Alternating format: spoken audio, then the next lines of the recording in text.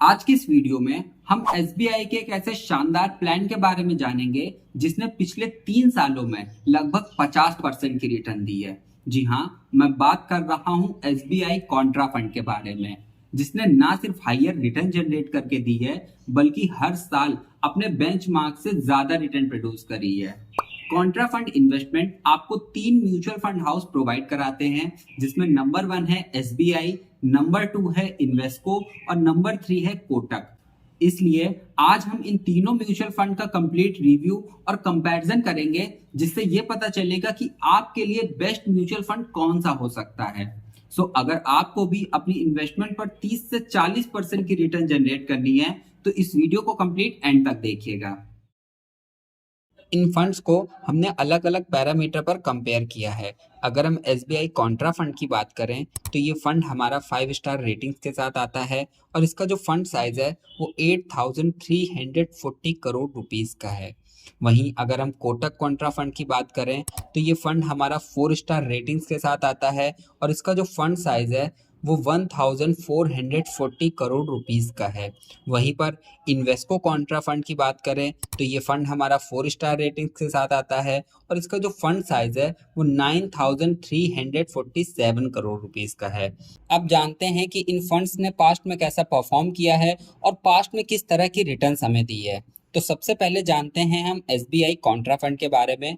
SBI contra fund ने पिछले एक साल में 15.2% की रिटर्न दी है और पिछले 3 सालों में 42.4% की रिटर्न दी है। पिछले 5 सालों में 15.3% की रिटर्न दी है और जब से ये फंड स्टार्ट हुआ है तब से लेकर अब तक 14.6% की रिटर्न दी है। वहीं पर अगर हम कोटक कॉन्ट्रा फंड की बात करें तो इस फंड ने पिछले एक सालों में 6.6% की रिटर्न दी है और पिछले 3 सालों में 27.9% की रिटर्न दी है। पिछले 5 सालों में 14.2% की रिटर्न दी है और जब से ये फंड स्टार्ट हुआ है तब से लेकर अब तक 14.9% की रिटर्न दी है।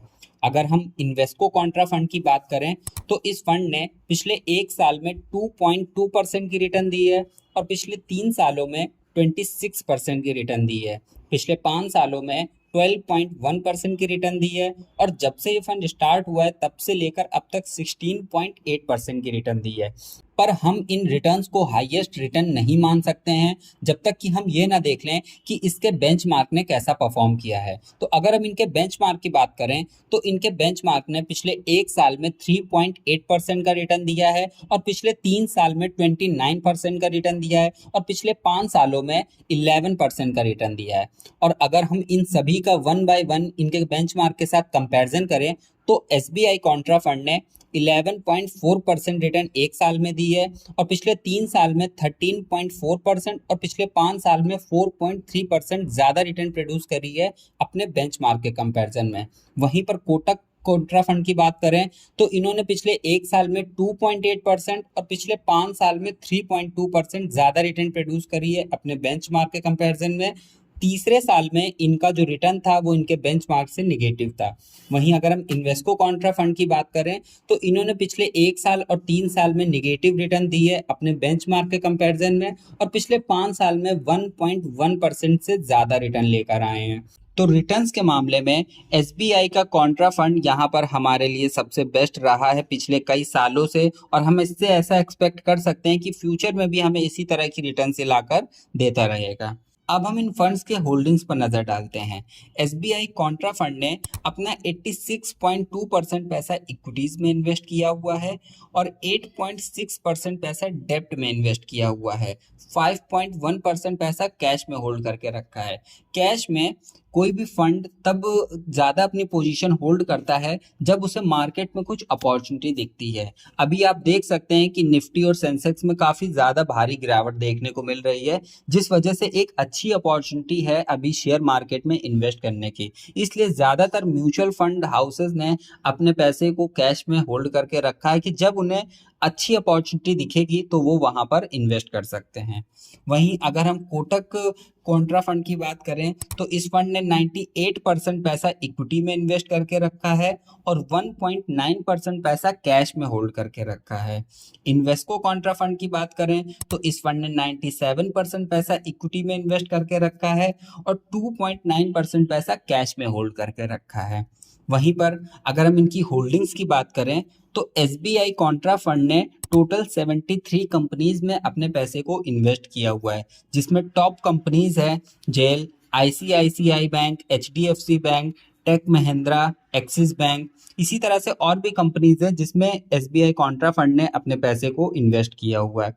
कोटक कॉन्ट्रा फंड की बात करें तो इन्होंने टोटल 60 कंपनीज में अपने पैसे को इन्वेस्ट किया हुआ है, जिसमें टॉप कंपनीज हैं Infosys, ICICI, HDFC, Reliance industry, state bank of India. इस तरह से और भी कंपनीज हैं जिसमें इन फंड ने अपने पैसे को इन्वेस्ट किया हुआ है। इन्वेस्को कॉन्ट्रा फंड की बात करें तो इन्होंने टोटल 65 कंपनीज में अपने पैसे को इन्वेस्ट किया हुआ है, जिसमें टॉप कंपनीज हैं HDFC bank, ICICI bank, Infosys, Reliance, NTPC. इस तरह से और भी कंपनीज है जिसमें इन्होंने अपने पैसे को इन्वेस्ट किया हुआ है। अब हम इन फंड्स के इक्विटी सेक्टर एलोकेशन पर नजर डालेंगे। सबसे पहले एसबीआई कॉन्ट्रा फंड की बात करते हैं। इस फंड ने 24.2% पैसा फाइनेंशियल सेक्टर में इन्वेस्ट किया हुआ है, 19.3% पैसा एनर्जी सेक्टर में इन्वेस्ट किया हुआ है, 8.5% पैसा टेक्नोलॉजी सेक्टर में इन्वेस्ट किया हुआ है, 7.4% पैसा मेटल्स एंड माइंस में इन्वेस्ट किया हुआ है, 7.5% पैसा कंस्ट्रक्शन सेक्टर में इन्वेस्ट किया हुआ है, 6.8% पैसा कंज्यूमर सेक्टर में इन्वेस्ट किया हुआ है, 6.7% पैसा ऑटोमोबाइल सेक्टर में इन्वेस्ट किया हुआ है और 6% पैसा हेल्थ केयर सेक्टर में इन्वेस्ट किया हुआ है। इसी तरह से और सेक्टर्स हैं जिसमें इस फंड ने अपने पैसे को इन्वेस्ट किया हुआ है। वहीं पर अगर हम कोटक कॉन्ट्रा फंड की बात करें तो इस फंड ने 27.3% पैसा फाइनेंशियल सेक्टर में इन्वेस्ट किया हुआ है, टेक्नोलॉजी सेक्टर में 10.5% पैसा इन्वेस्ट किया हुआ है, कंस्ट्रक्शन सेक्टर में 9.6% पैसा इन्वेस्ट किया हुआ है, 8.9% पैसा ऑटोमोबाइल सेक्टर में इन्वेस्ट किया हुआ है, 8.9% पैसा कंज्यूमर सेक्टर में इन्वेस्ट किया हुआ है, 7.6% पैसा एनर्जी सेक्टर में इन्वेस्ट किया हुआ है, 7.1% पैसा कैपिटल एंड गुड्स सेक्टर में इन्वेस्ट करके रखा है और 6.7% पैसा हेल्थ केयर सेक्टर में इन्वेस्ट करके रखा हुआ है। अगर हम इन्वेस्को कॉन्ट्रा फंड की बात करें तो इस फंड ने 28.9% पैसा फाइनेंशियल सेक्टर में इन्वेस्ट किया हुआ है, 11.9% पैसा टेक्नोलॉजी सेक्टर में इन्वेस्ट किया है, ऑटोमोबाइल सेक्टर में इन्होंने 9.2% पैसा इन्वेस्ट किया हुआ है, कंस्ट्रक्शन सेक्टर में 11% पैसा इन्वेस्ट किया हुआ है, एनर्जी सेक्टर में 7.9% पैसा इन्वेस्ट किया हुआ है, सर्विसेज सेक्टर में इन्होंने 6.2% पैसा इन्वेस्ट किया हुआ है, हेल्थ केयर सेक्टर में 7.1% पैसा इन्वेस्ट किया है। इसी तरह से और भी सेक्टर्स हैं जिसमें इस फंड ने अपने पैसे को इन्वेस्ट किया हुआ है। एक्सपेंस रेशियो और एक्सिट लोड की बात करें तो एसबीआई कॉन्ट्रा फंड का एक्सपेंस रेशियो 0.97% का है और एक्सिट लोड 1% का है अगर आप अपने पैसे को 1 साल के पहले रिडीम करते हैं तो। कोटक कॉन्ट्रा फंड का जो एक्सपेंस रेशियो है वो 0.81% का है और 1% का एक्सिट लोड है अगर आप अपने पैसे को 90 डेज के पहले रिडीम करते हैं तो। वहीं पर इन्वेस्को कॉन्ट्रा फंड का जो एक्सपेंस रेशियो है वो 0.62% का है और 1% का एक्सिट लोड है अगर आप अपनी इन्वेस्टमेंट के 10% से ज़्यादा हिस्से को 1 साल के पहले रिडीम करते हैं तो। अलग अलग पैरामीटर्स पर कंपेयर करने के बाद हम एक रफली आइडिया ये लगा सकते हैं कि हमारा एसबीआई का Contra fund number 1 Contra fund है और कोटक कॉन्ट्रा फंड और इन्वेस्को कॉन्ट्रा फंड दोनों ही फंड अपनी अपनी जगह पर ठीक हैं। अगर आप इनमें से किसी फंड में इन्वेस्ट करना चाहें तो आप इन्वेस्ट कर सकते हैं। किसी को सेकंड या थर्ड नंबर पर रखना जस्टिफाई नहीं होगा क्योंकि दोनों ही फंड की होल्डिंग्स और सेक्टर एलोकेशन को देखते हुए दोनों ही फंड सिमिलर ही परफॉर्म कर रहे हैं। लेकिन एसबीआई कॉन्ट्रा फंड एक लेजेंडरी फंड है जिसे आप नंबर 1 की पोजीशन पर मान सकते हैं।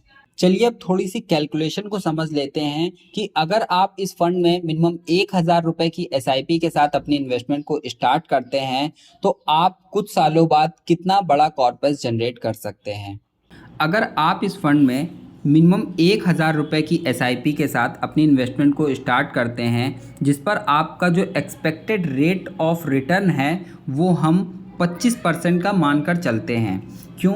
क्योंकि यहाँ पर SBI का कॉन्ट्रा फंड ने हमें 42% तक की रिटर्न 3 साल में ला कर दी है। तो अगर हम इसका एवरेज भी निकालें तो 30% होता है, फिर भी हम इसे 25% मानकर चलते हैं। और आप पिछले 5 साल तक अगर इसमें SIP करते हैं 1,000 रुपये की, तो आपका जो इन्वेस्टेड अमाउंट होगा वो 60,000 का होगा, जिस पर आपको रिटर्न मिलकर जो आपकी टोटल वैल्यू बनेगी वो 1,19,000 रुपये की बनेगी।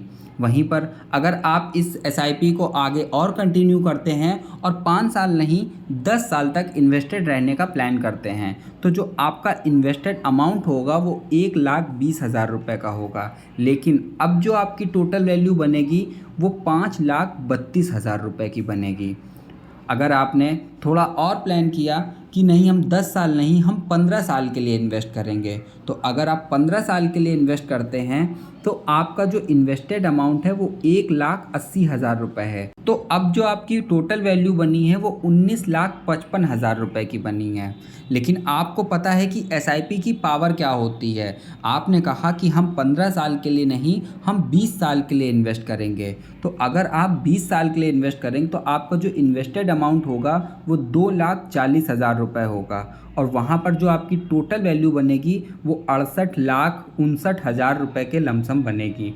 अब आपने कहा जी नहीं आज मैं 25 साल का हूँ, मैं अगले 25 साल के लिए इन्वेस्ट करना चाहता हूँ। तो अगर आप इस SIP को जो आपने 1,000 रुपये से स्टार्ट की थी, अगर आप इस SIP को कंटिन्यू करते हैं तो आपका जो इन्वेस्टेड अमाउंट होगा वो 3,00,000 रुपये होगा, जिस पर आपकी जो टोटल वैल्यू बनेगी वो 2,37,54,000 रुपये की बनेगी।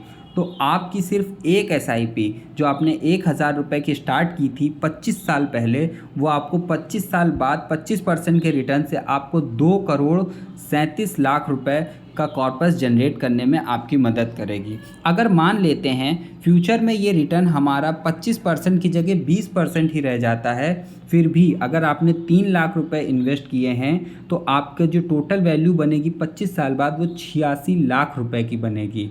और कुछ लोग ऐसे होंगे जो 1,000 रुपये की SIP नहीं बल्कि 2,000 रुपये की SIP करेंगे, 2,000 क्या 5,000 रुपये की भी SIP करेंगे। लेकिन अगर हम यहाँ पर 2,000 की SIP मान के चलें तो जो आपका इन्वेस्टेड अमाउंट होगा वो 6,00,000 रुपये का होगा, लेकिन जो अब आपकी टोटल वैल्यू बनेगी वो मोर देन 1.5 CR के ऊपर बनेगी। तो इस तरह की कंपाउंडिंग आपको SIP के थ्रू देखने को मिलती है। मुझे उम्मीद है कि अब आपको कॉन्ट्रा फंड के रिगार्डिंग सारे क्वेश्चंस के आंसर्स मिल चुके होंगे।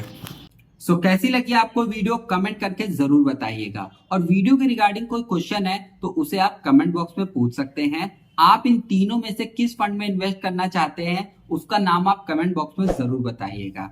चैनल पर पहली बार आए तो इसे सब्सक्राइब कीजिए, और पुराने हैं तो नोटिफिकेशन बेल को ऑन कीजिए, सो दैट कि आप हमारी एक भी म्यूचुअल फंड के रिगार्डिंग वीडियो मिस ना कर पाए। म्यूचुअल फंड को और डिटेल से जानने के लिए आप हमारी प्लेलिस्ट को फॉलो कर सकते हैं, जिसकी लिंक आपको डिस्क्रिप्शन बॉक्स में मिल जाएगी। वीडियो पसंद आई तो इसे लाइक कीजिए और शेयर कीजिए।